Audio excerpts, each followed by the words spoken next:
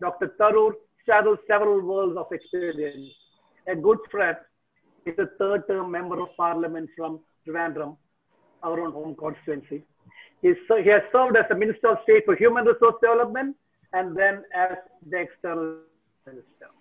He has also served as the Under Secretary General of the UN during Kofi Annan's leadership. He has authored more than 20 books. Most of them are bestsellers and is in the works for another 2 more.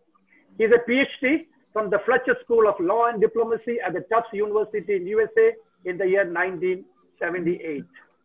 He is recipient of several awards and recognition from across the globe. As an eloquent orator, we have seen him mesmerize his audience with his flawless language skills and his charisma. With these few words, I introduce to you Dr. Shashi Tharoor, and over to you, Boman, for the rest of the proceedings. Thank you. Thank you, Krishna Kumar. Welcome, Dr. Tharoor. We are very excited to hear from you. Great. I would just set the stage for you, Dr. Tharoor. We've been having webinars with all our fellow developers. CREDAI is a 20,000 member plus trade organization body. We represent to the government all issues related to our developers. And today we're looking forward to, as developers, to your views of the future going forward from this pandemic. What are the lessons that we can learn, and what is your guidance taking us forward? You know, very quickly, Dr. Tharoor, I would like you to give us a few words from your side, after which, you know, the Q&A will begin, and I will just take it from there. Welcome. Thank you very much, Mr. Irani, and hello to all the many old friends gathered in this virtual CREDAI conference.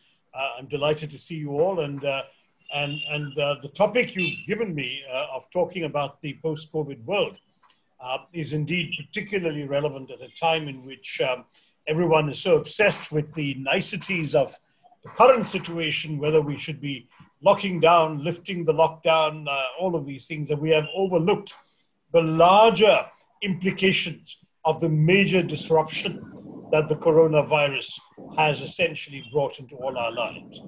There's no doubt that this is going to change our lives in all sorts of ways whenever it gets over. Some of these changes have already been apparent in the course of our recent couple of months of lockdown experience in India. Other countries in some ways have suffered earlier but begun to come out of it sooner. Europe is once again slowly opening up, for example.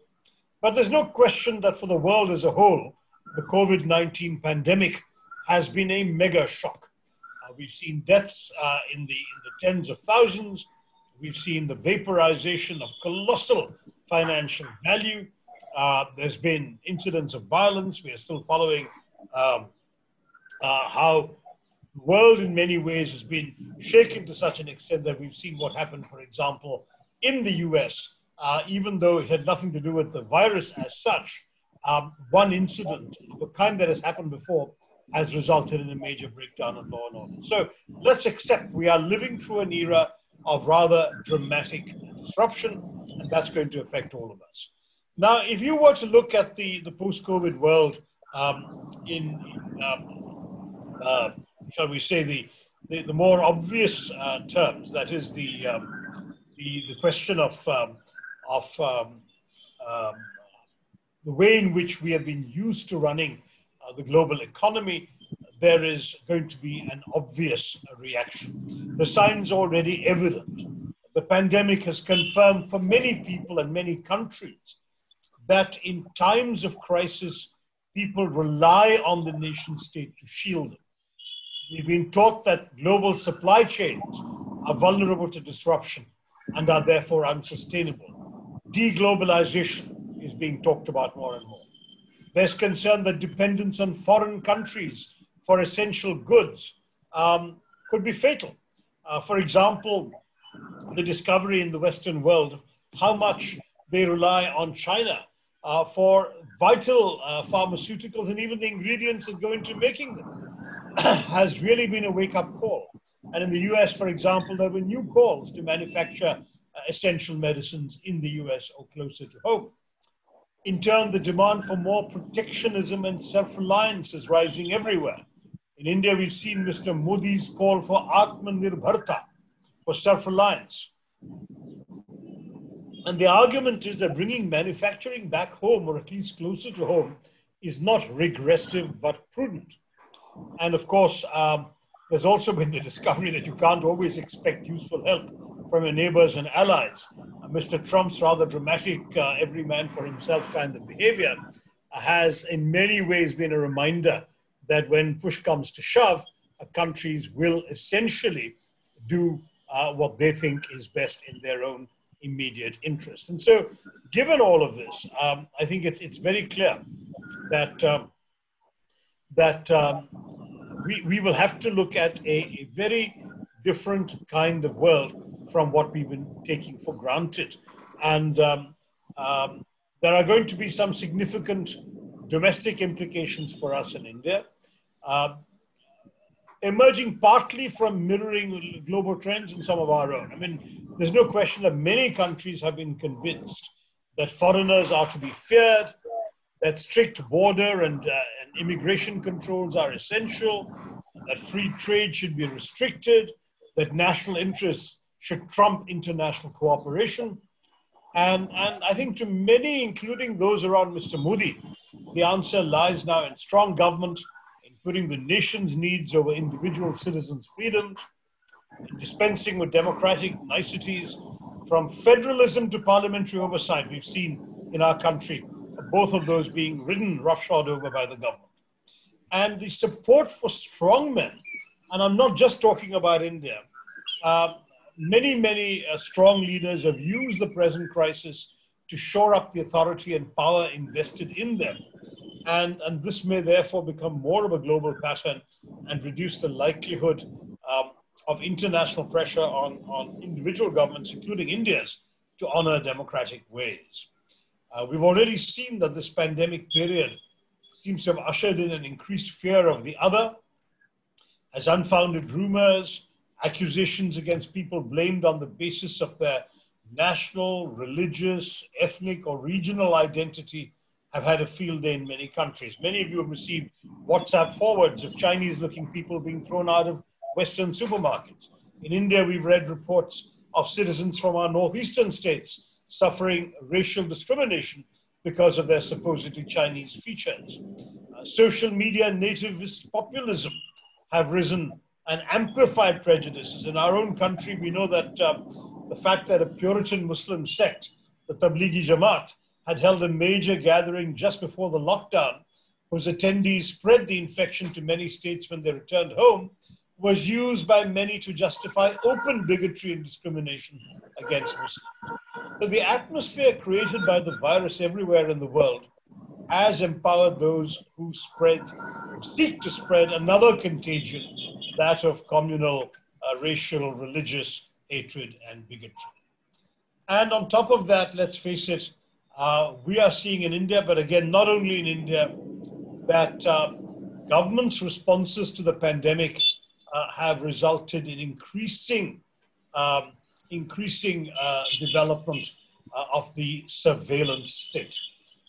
We've seen that during the coronavirus outbreak, concern about the inadequacies of existing data systems to monitor and track the spread of the virus's transmission helped prompt the development of dedicated apps and tools to track, along with GPS, Bluetooth, cell phone towers, your data, your travel history, your contact with other individuals, and of course, your possible proximity to known carriers of the virus.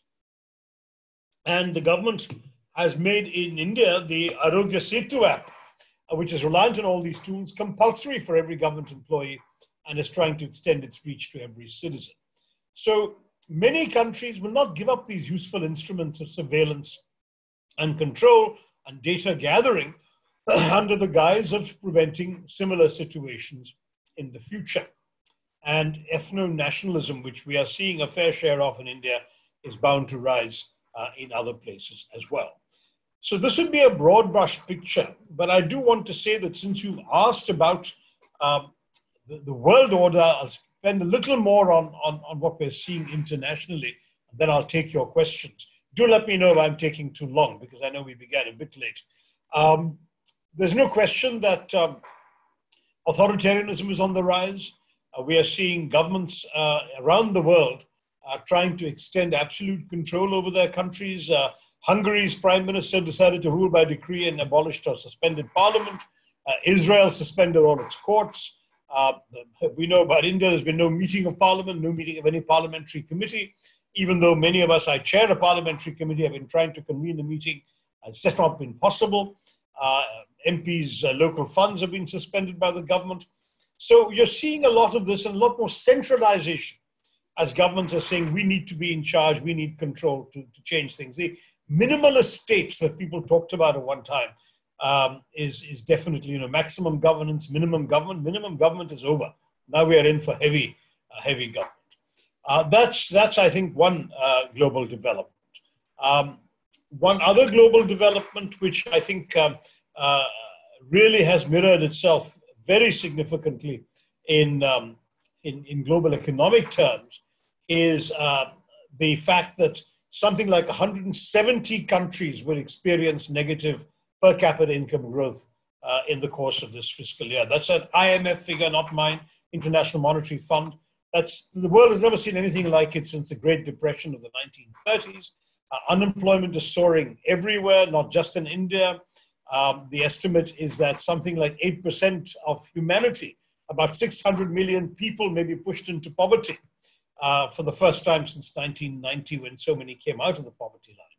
The principles underlying tariff-free trade, flow of capital and investments, multi-border pipelines and energy grids, international travel, which many of you, like me, are used to, all of these are going to be rethought.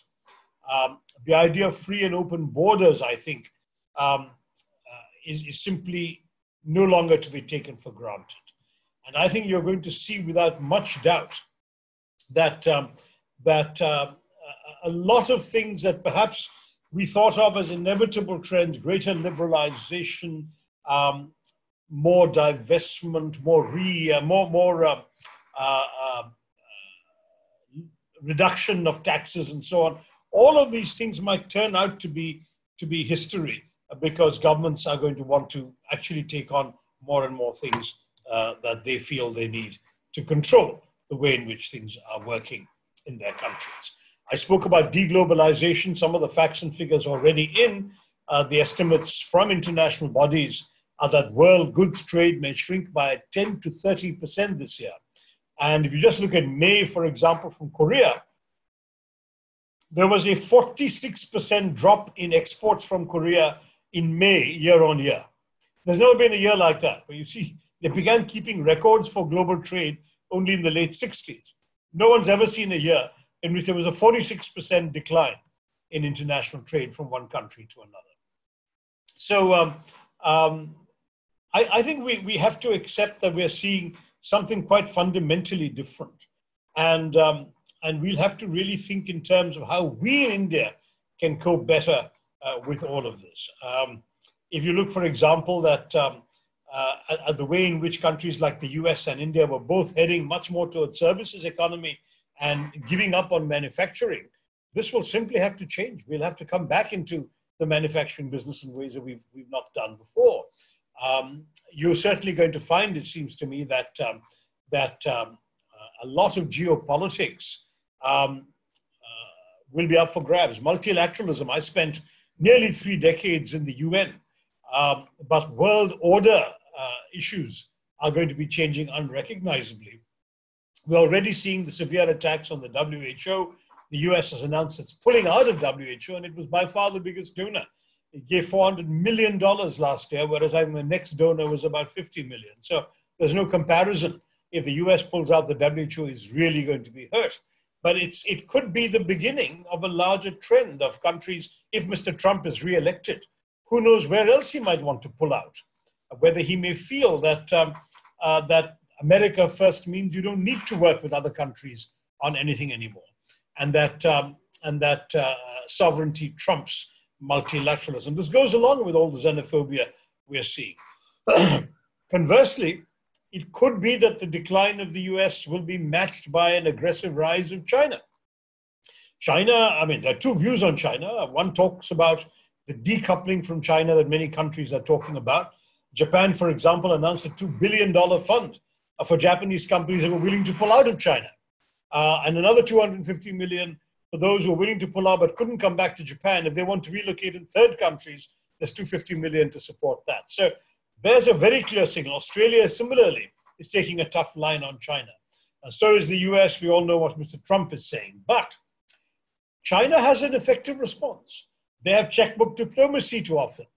They came out of COVID before anybody else, and therefore their factories are humming. They sent aid and nurses and medicines and so on to Italy, to Serbia, to other European countries.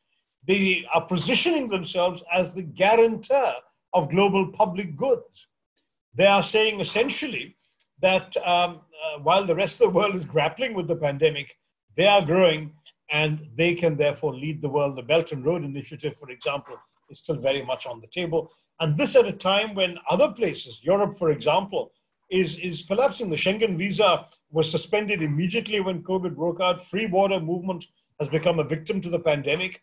There was a serious breakdown in European solidarity when 9 pandemic hit governments in the Eurozone, led by Italy, Spain, and France, proposed sort of corona bonds, a joint bond issuance, combining securities from all the European countries in order to mutualize debt and not put it on any one country's balance sheet. But the so-called frugal four, Germany, Netherlands, Austria, and Finland, said, no, we don't want to do this. Why should we be subsidizing the financial fecklessness of you guys?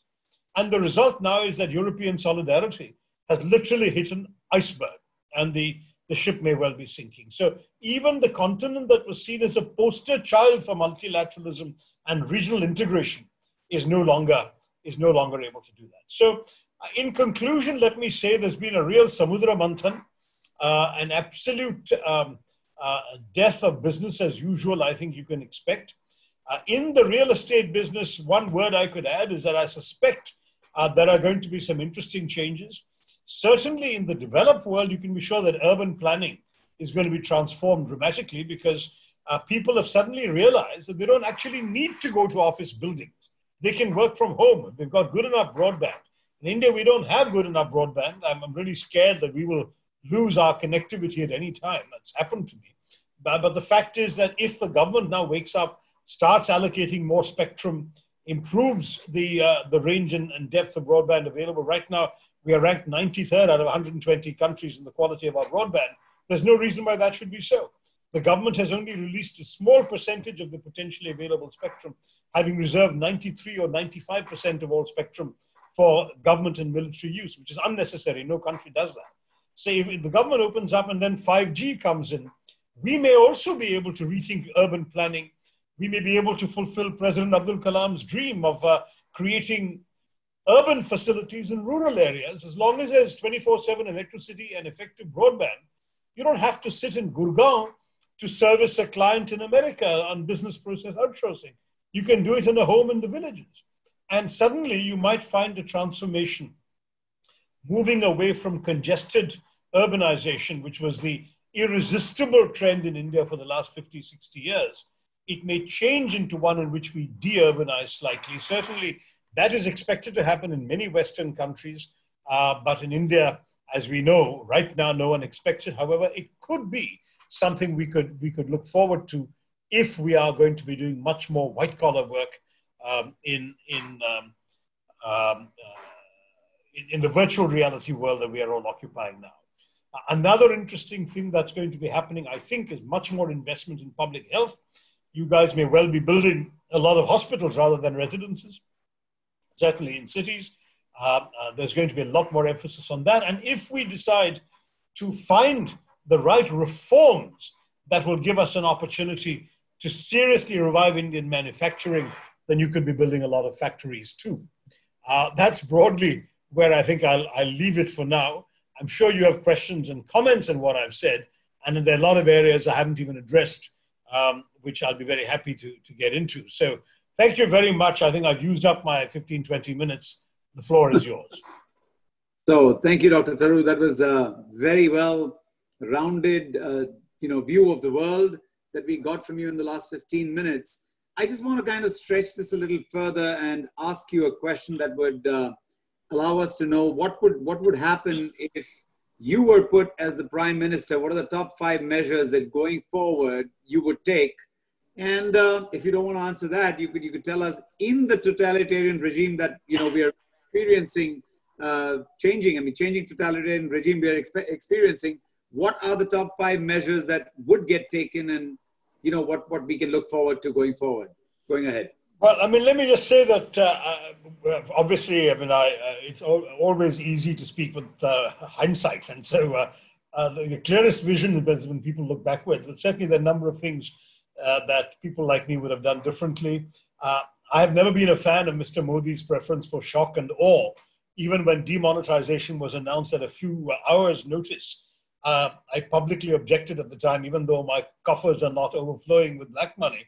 I just said this is wrong. I mean, countries that have changed their currency or demonetized notes have given people months and years to exchange the notes. This is not a reasonable way of a democracy conducting itself. Similarly, you've got with this astonishing decision of Mr. Modi's on the first lockdown, he had given us all 48 hours to have a Janta curfew on a Sunday when most people are willing to stay at home anyway. And yet he gave us only 4 hours for what was first announced as a 21-day lockdown, and has since turned out to be more than 60-day lockdown. So there's something wrong with the entire style of making and announcing and inflicting decisions on the nation, which certainly I would not have done. So that's number one. Give people time to adjust to new realities is common sense. In this particular case, if trains and planes and highways and so on had been open for just another 3-4 days, those who felt they wanted to go back could have gone back. Employers could have had the time to work out arrangements. Government itself could have offered some buffers. It's interesting, within the first 3-4 days of the British lockdown, the British Chancellor of the Exchequer, who ironically is an Indian, announced that famous guarantee to employers that if you don't fire anybody, we'll pay you 80% of their salary, guaranteed. So you either just have to get them to take a 20% haircut, or you just pay 20% for yourself.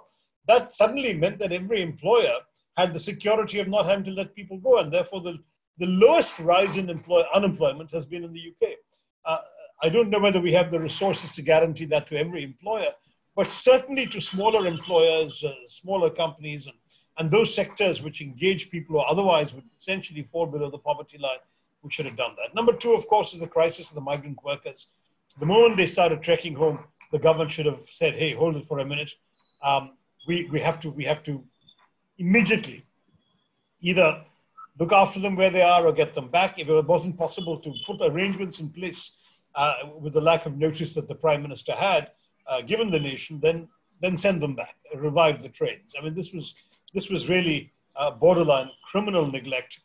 And it's striking that over 200 people who are migrant workers have died merely in the process of getting home. Accidents on highways, run over by trains, cargo trains and cargo buses, just falling dead out of exhaustion or hunger. It's really been horrible. The third issue is, of course, much more immediate relief. We've been clamoring, and my party, obviously, I don't want to make this a political party broadcast, but the fact is we have been saying from the very beginning that every independent economist we've consulted says, give immediate relief so people don't starve. And the government has the money. In fact, it owes money to the states. It hasn't paid GST dues for months. It hasn't paid Manrega dues for months. It could very easily have thrown in a significant amount of money at the beginning of the crisis. We suggested an initial payment of 10,000 into the Jan Dhan accounts of the poor, followed by regular monthly subventions for as long as the lockdown lasted, which looks like 2 or 3 months at least would have been needed, just so that people would have been able to eat and live. Right now, there's desperation in many parts of the country, and reports reaching us are desperately worrying. State governments are rising to the occasion, but many of them don't have resources because the central government hasn't paid them. So that would have been the third thing. The fourth thing, since you asked for 5, would have been to take the opportunity. There's an old joke about never waste a good crisis. The crisis occurs, seek the opportunity to do things you would not have been able to do without a crisis. And the obvious thing would have been dramatic reforms. Mr. Modi tried land reform in his first term and was held back. gave up after, one of the very few things where he gave up after trying. Labor reform he then delegated to state governments to do rather than attempted at the central level. Here's an opportunity to basically say, I'm going to come up with a totally new approach because we desperately now need new investment in our economy, and we're going to make it easy for people to come in. So major reforms of that nature. But above all, regulatory reform. We have the most complex regulatory system in the world, not just in your sector. I know you guys are groaning under the burdens you have of compliance, but every business faces a thicket of regulations, many of which appear to have been written to facilitate corruption and rent-seeking by officials who can point out sins you've committed you didn't even realize you were committing because there are obscure provisions you're in violation of without realizing you're violating them. We need to dramatically simplify the regulatory burden. I would go to a country like Singapore and say, let me just borrow your handbooks or your regulations, hook, line, and sinker, with very minor modifications for India, and just make life easier, attract people. We have built up, unfortunately, a terrible regulatory burden. And the fifth one would be this extraordinary problem. It's not unique to India, but it's probably in its worst form in India, of tax terrorism. I know where it comes from because I've been talking to Indian officials in the Customs Service and the Revenue Service, particularly the Revenue Service. Basically, what happens is that this BJP government issues targets every month to the IRS, to Revenue Intelligence, to the Department of Economic Affairs, and tells them, you have to bring in so much of money this month or else. So these guys go off and harass people simply because they have targets to meet, which they say are artificial and unrealistic targets and bear no relation to the actual scale of any wrong being committed. The result is to definitely throw a cold water on the eyes of entrepreneurs and businesses. And this is, again, something that needs to be addressed. So here are the 5 things that I would have done. But as I admit, Boman, I'm talking with the benefit of hindsight. Nonetheless, these are all policy approaches that have been recommended at various times by various interests, not only opposition parties, economists and experts internationally have suggested this. What has prevented the government from doing this? No one really knows. But the truth is, these are things that could have been done. As for moving forward, I would simply say that right now the challenge is the lockdown has failed. I think we have to accept that, because when the lockdown was imposed, the caseload in India was 500. Today, the caseload is over 2 lakhs and climbing every day. Each day breaks the previous day's record for the largest number of daily cases. 5,000 one day, 6,000 the next, 8,000 yesterday. We're now getting to a point where every day more and more cases are occurring in our country. So the lockdown has failed. We still need to lock down some things like mass public gatherings. But we just have to open up productive sectors of the economy much more, and to do it without that ridiculous sort of babudam regulations issued inscrutably by the MHA. I've been reading some of these things in utter disbelief because each circular seems to contradict the previous circular, and each sentence within a circular seems to contradict the previous sentence. It would take a genius to understand what the MHA wants every Indian to do in half of these liftings. I think a simply regulated, in fact, ideally decentralized lifting, where each state government is given an enormous amount of discretion to decide how to operate the lockdown in their own states, would be necessary. At the same time, some things have to be compulsory, or we'd have an intolerable burden on our health system. We'd absolutely have to insist on masks in every public place. Just as you have to wear a seatbelt in a car, you'll have to wear a mask when you go out. End of story. Anybody without a mask will have to be fined or sent back home or whatever. We'll have to have some new guidelines for that for the next couple of years, possibly, until COVID is behind us. Either the virus will have to burn itself out, or we'll have to have an effective vaccine. Till then, we can't just sit at home. So we'll have to do, it seems to me, as much normal economic activity as possible, limit only places of mass gatherings, open up pretty much other sectors, but have new social rules in place, including compulsory wearing of masks analogous to seatbelts. That would be a short list of things that I would do going forward. Thank you. Thank you. And other than Rajiv Bajaj, who's been saying this quite vocally, I was reading about Prem Vatsa saying the same thing. He said, just open up the economy. We know how to take care of our own people. Just give us the guidelines and leave it from there. Private enterprise is pretty capable of doing that. Okay, so with that, I'd like to ask my president, Mr. Satish Magar, please put forth your question to Dr. Tharoor. Well, thanks, Boman. And Doctor, I just want to take your advice because you've been in the government and you've been working, on one particular topic. Well, you spoke about Rajiv Bajaj, and Rajiv Bajaj said very openly a couple of days back that the curve is still there, but the economy is flattened. So, the COVID curve is there, but the economy is flattened, and this is what we are experiencing.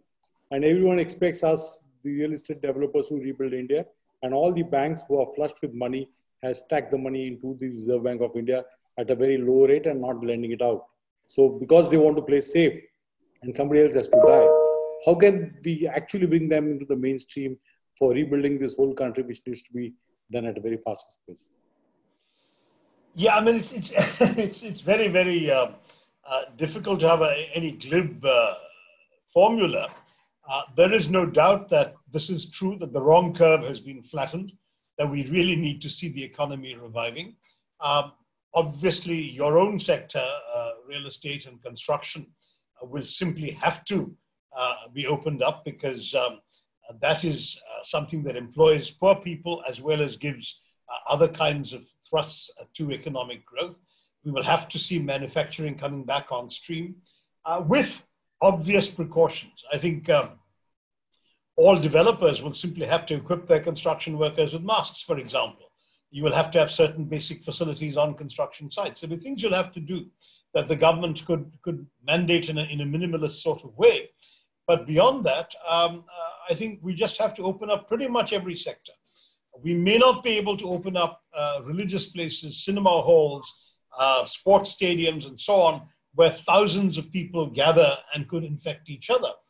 Or we could try and do it with compulsory wearing of masks, but that wouldn't be a lot of fun for people who like to shout enthusiastically or pray or other things that they do in these public places.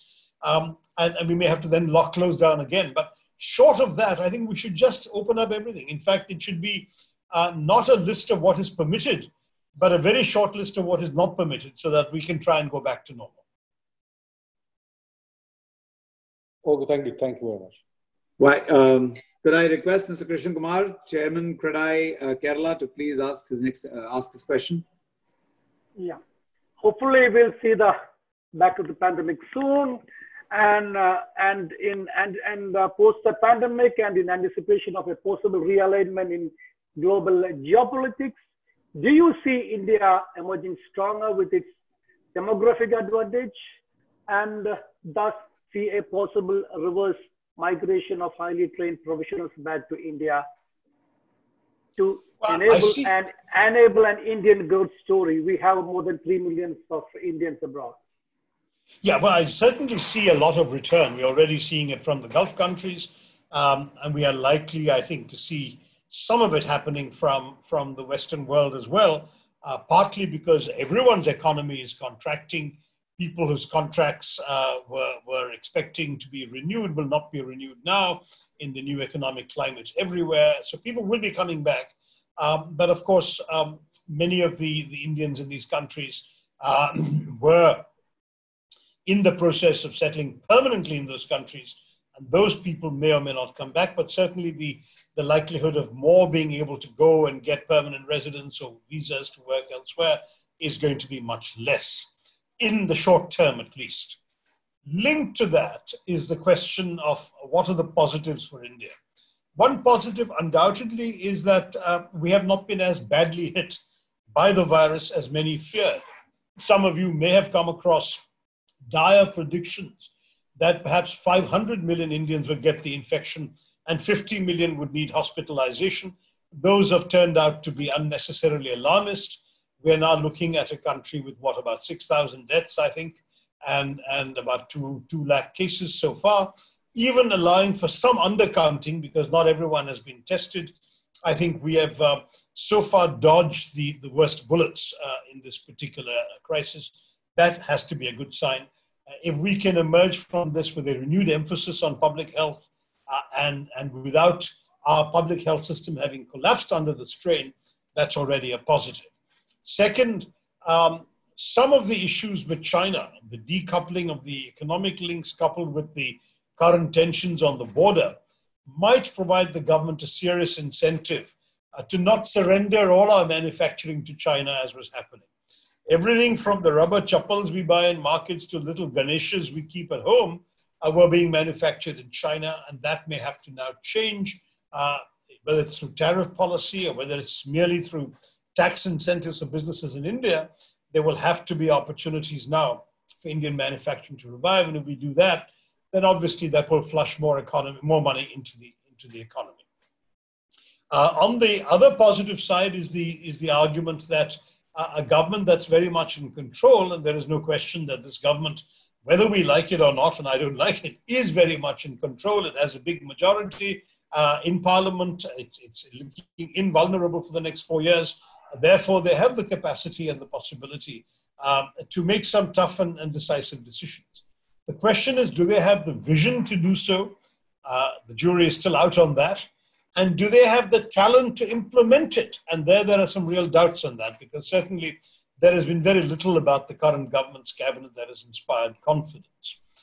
Now, that's all on the positive side, and I'm just segueing with that last comment into the negative. The negative is that India has some real challenges. There's an interesting study that came out that of the 53 companies that left China in the recently concluded fiscal year, 2019-20, only 3 even began talks to move to India. The rest all went to places like Vietnam and Indonesia. And so India has not yet been seen by companies, by investors as a safe bet, principally because our land and labor costs are high and our regulatory compliance burden is enormous, as well as the tax terrorism issue I already mentioned. So unless those things are fixed, I'm not sure we can change that picture very much. And we need to change it if we want to get serious investment, have new constructions, new factories, new businesses coming up. We will need major international investment, as well as give more confidence to domestic investors, many of whom have been sitting on their hands and sitting on their money for many years. They will only be able to come in if we can change the environment within which they work. Much of the environment has been created by the policies of the present government, and therefore there is a real question as to whether they're capable of doing that. If they are, then we can change those numbers around. If they're not, then I'm afraid that pattern, the most recent fiscal year of companies leaving China but going to other Asian countries will not augur well for India doing well out of this. So both positives and negatives. At this stage, the negatives can only be overcome with some resolute policy making in Delhi, some really brave new rethinking, and a willingness to stand a lot of old assumptions and familiar ways of governing on their head. As I say, I have not seen enough evidence that this government has either the vision or the capability of doing that. I hope they surprise me, and I hope they surprise us all, because this country needs a break. Thank you for that, Dr. Gitambar, my past president and chairman at CREDAI National. Would you please go for the next question? Sure. Dr. Tharoor, very interesting to hear your insight into the way forward for real estate, namely us getting into healthcare and getting into industrial clusters, industrial development, and of course, taking away development from congested urban areas to maybe not exactly rural areas, but quieter places where people can work from home and commute. Actually, my question you have partly answered in your previous answer, but I still will put it to you. So you've been in the United Nations, and you understand very well, and what you just said, why is investment not flowing into the country? You gave us a hint on that. We are looking at 2 types of investments, where one, the foreign participant will come and actually operate in this country, and 2, where the investor per se will put money into our businesses over here. If we undertake a healthcare project or maybe an industrial park, what do you think, as somebody who's been in the UN and who knows the mind of the Europeans and the Japanese and the Americans, what do you think should be done by government, whether it's yours or even the ruling party? What would you do, or what should they do to encourage these people to invest in people like us who know the ground rules here, who know the countries over here who can actually spend time and waste a lot of energy going to various departments, who still are having the perseverance to do that. What will it take to convince them to invest in us per se and not just the capital markets? I think there's going to have to be a genuine partnership between our government and the industry associations, FICCI, CII, ASSOCHAM, yourselves, many others, to actually do a significant sales job in the rest of the world when the time comes. First, the government has to take certain decisions, do some serious liberalization, lift regulatory burdens, change new policies. So without that, you can't sell India. It's as simple as that. But if they do that, that, as you said rightly, is not enough by itself, because people need to know how they actually translate that into investments that will actually bring them good returns. And you know, for some years now, it's been very clear that we offer better returns in India. That's also true of Africa, by the way, and other countries in Asia. We offer better returns than any Western economy did. So the returns are there, but everyone said it's too much of a hassle. And the only country about which they didn't say that was China, because in China there was no hassle. You went to the mayor of a town, he could allocate you the land, the electricity, the connections, the roads, even the workforce, the licenses, the access to the port or airport. Everything was done in the one-stop shop, and it was a plug and play for the investor. That doesn't happen in India because we don't have anything equivalent to that in our country. But if instead they're told, listen, don't worry about that, just come to CREDAI if you want to build a new factory, you want to do something, or come to FICCI if you want to know how to work with the regulated bank. We'll even find you a partner. We'll find you a co-investor, whatever it may be. That kind of thinking is something which could very well happen, it seems to me, provided the government takes the first step and makes the policy changes that you can then go out and sell. I don't think you can sell today's India very easily, because if you could, you would have successfully sold it for the last 6 years, which we haven't. So the short answer is policy change, and then a joint effort going to have sort of road shows in New York and London and Paris and other significant global capitals, and say, listen, we're open for business. This is not the old India you heard about. Come and join us, and we'll help you. We're here to make your job easier. And I think they should be attracted by that. That's a good idea. Thank you. With the joint roadshows, what you suggest, so we'll try and convince government. Hearing you, Dr. Tharoor, I'm not getting the exact line, but Rabindranath Tagore's line, "Into that country, my Lord, may I awaken," you know, is what my wish is, that where industry and government work together towards growing the nation. Well, may I request Mr. Irfan Razak, my past chairman at CREDAI National, to please ask his question. Thank you, Mr. Tharoor, for having spent time with us, charted out exactly how the world is going through this pandemic. Actually, you've told us also, there was a question that I wanted to ask, what would you do differently? Boman asked it, you answered it very eloquently and very rightly.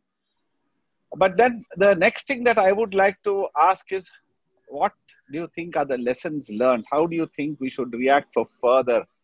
Because this pandemic has created a huge issues for all of us.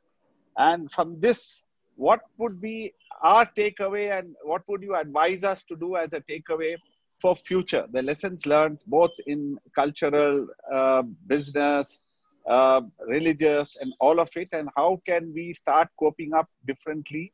Because like all of us rightly know that this pandemic is not going to go away in a hurry.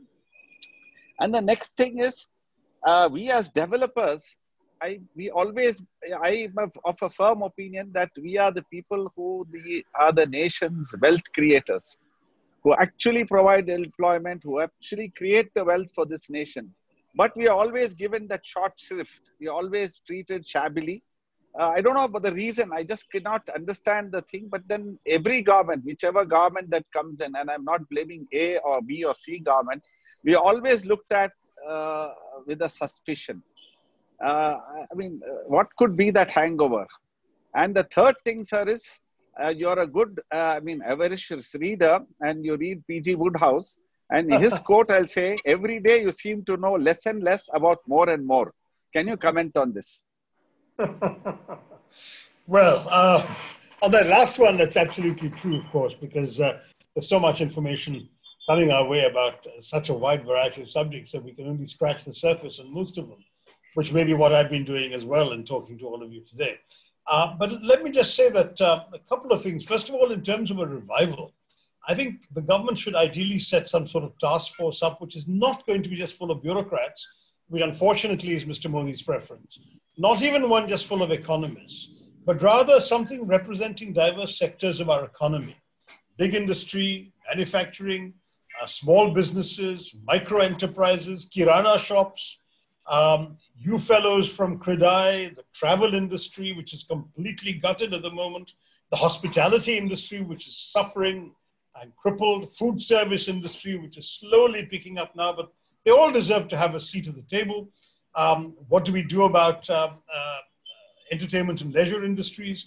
But above all, I think the key question from the government in all humility ought to be, tell us what you need. You are the people who are actually doing the work of reviving the economy, not the bureaucrats and the ministries. You tell us what regulations you want us to abolish. What should we do about your liquidity crisis? What should we do about your insolvency crisis? What should we do about your credit crisis? What should we do about your supply and demand problems? Tell us what you need, and then we'll see if we can do it. I mean, that's, to my mind, one of the first indispensable things that we need to do. Very clearly, there is no doubt that as far as a country like ours is concerned, we will have to make some adjustments to any templates that we can learn from anywhere else. But if any lesson had to be learned by Mr. Modi, it is the great importance of greater consultation, which is something he has shown no taste for and no talent for 6 years. But the fiasco of the unplanned lockdown with no notice has demonstrated the importance of the opposite, that you now do whatever you want to do in future, do it with plenty of notice, plenty of consultation, get people's views, anticipate all the problems. Don't do everything in the sense of controlling through government, controlling through nationalization and centralization and so on. I think this is something that's very worrying. One more thing that I think would be important is to really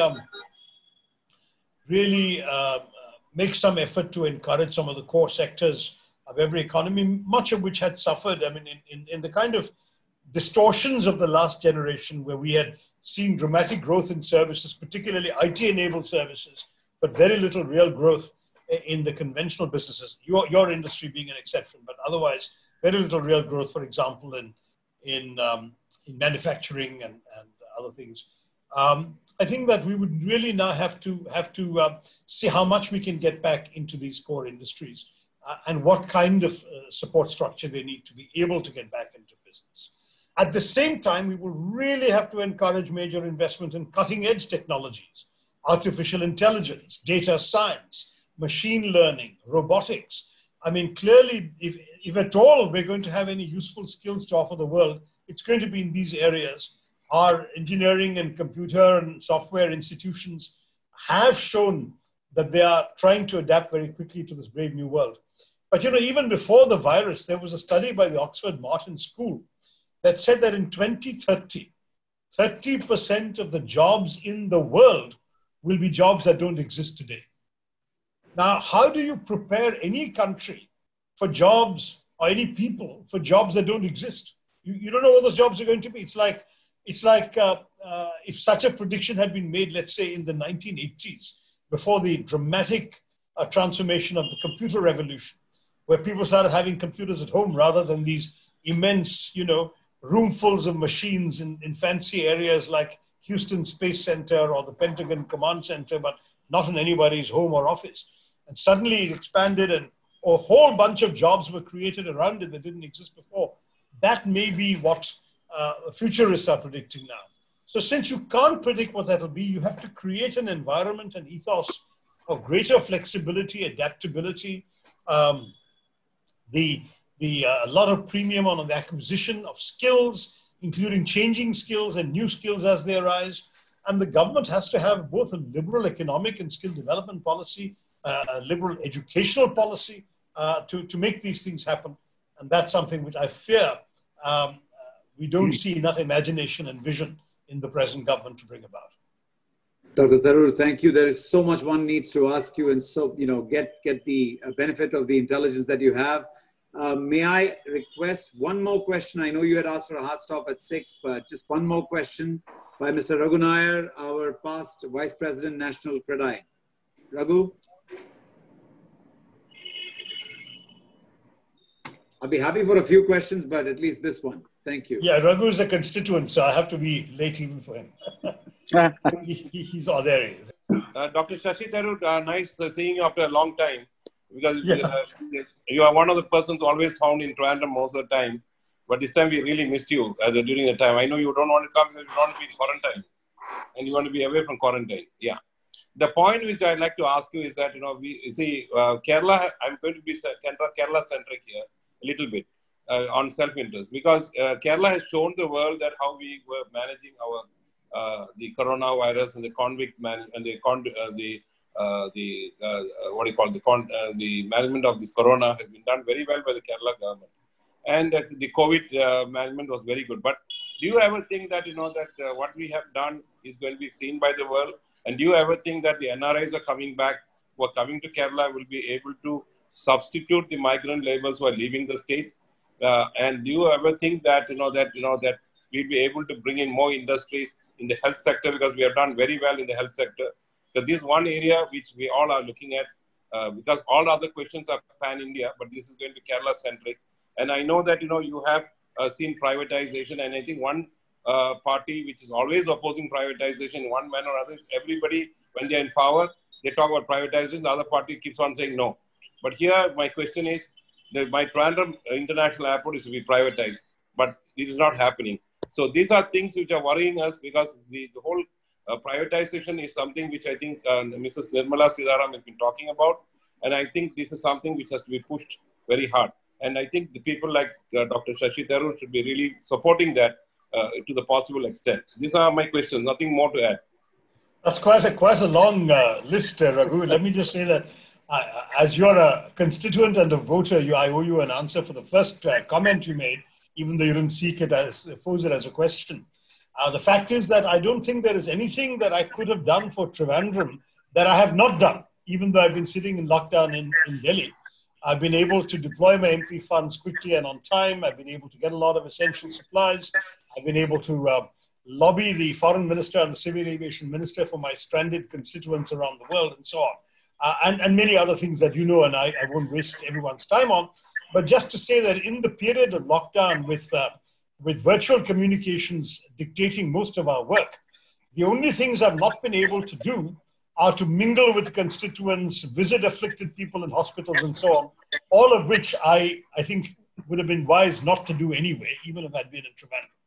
Now that the lockdown is being lifted and flights have resumed, I could, in theory, come back. My problem is if I came back, I'd have to go 2 weeks of quarantine, and then I'd have to immediately come back to Delhi, where Parliament, we're trying to get the parliamentary committees moving again, plus this talk of the monsoon session being advanced to early July. And the problem is, if I go to Kerala and then come back to Delhi, I'll have quarantine in Kerala and then quarantine in Delhi. So it really is a no-win situation. I think everyone will simply have to accept this as an unusual period. We do what we can from here, but all the pressing the flesh and slapping the backs and meeting the crowds, there will be time for in the future, beyond any doubt. On your second question, I don't think the returning migrants can be a substitute at all for the departing migrants, because they're doing completely different work. The migrant labor that was working in Kerala was doing the kind of work that the migrant labor that went to the Gulf was not prepared to do in Kerala.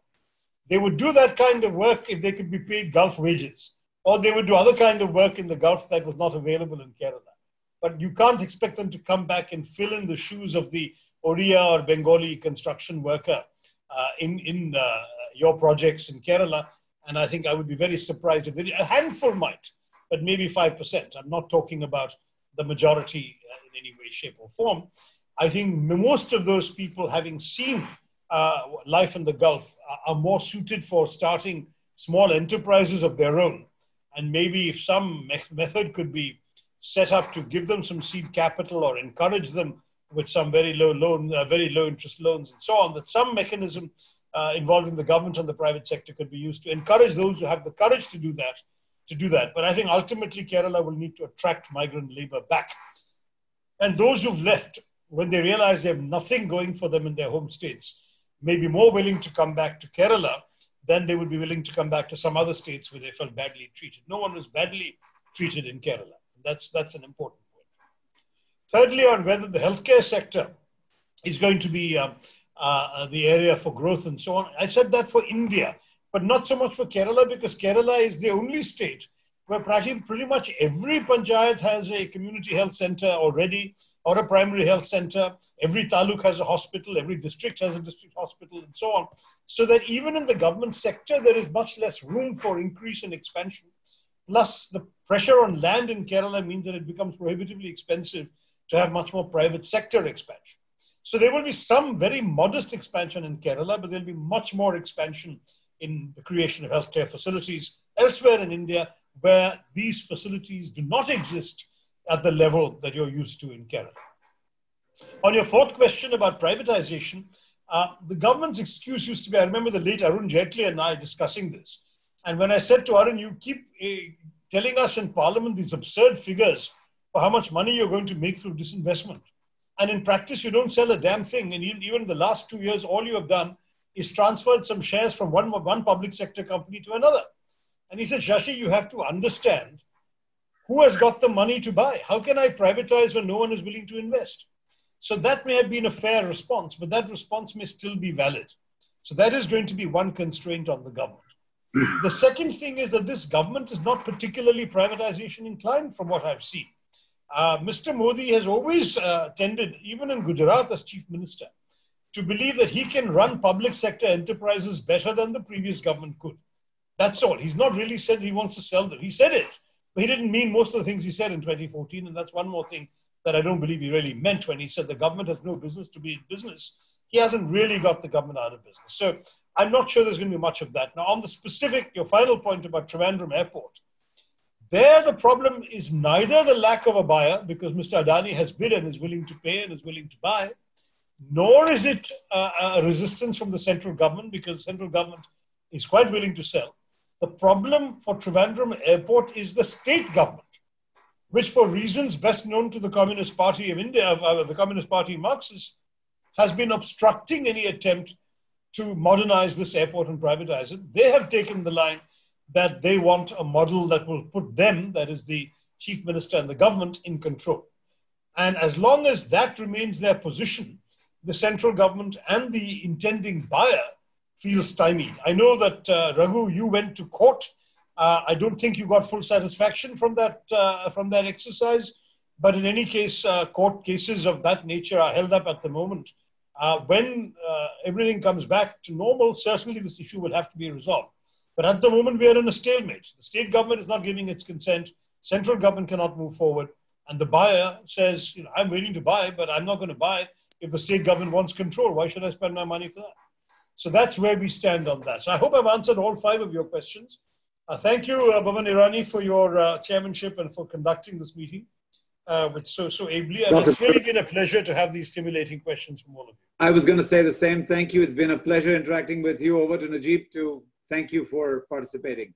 Dr. Tharoor, good evening. And I'll just take 1 minute. First of all, it has been a fantastic, talk by you. Very inspiring, give a very practical perspective of all the issues in such a short time. And 1 hour, I know, is very little to cover so much of topic. Thoroughly enjoyed. I'm sure all of in the audience would have enjoyed your, deep perspective. So to all the other distinguished panelists who have, been able to ask very pertinent questions and have been able to unlock thought process of Shashi Tharoor even further, thank you all very much. Boman Irani, fantastic. Thank you. As always, thank you. And to all the audience here who have been, benefited with this webinar, thank you all once again.